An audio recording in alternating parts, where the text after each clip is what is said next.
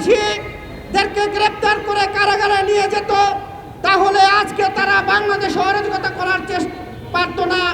আজকে দেশের বাইরে যেইভাবে অরাজকতা করছে, জাতিসংঘের সদর দপ্তরের সামনে আওয়ামী দোসররা যেইভাবে সন্ত্রাসী কার্যক্রম করছে, আমরা তার প্রতিবাদ এবং নিন্দা জানাই। যে কথাটি বলে আমি আমার কথা শেষ করতে চাই, আমরা অন্তর্বর্তী সরকারে কিছু ভূত দেখছি, যেই ভূতরা নতুন করে ভারতে ইলিশ মাছ পাঠিয়েছে বাংলাদেশের মানুষকে পাশ কাটিয়ে। শেখ হাসিনা বলেছিল, ভারতকে যা দিয়েছি ভারত সারা জীবন মনে রাখবে।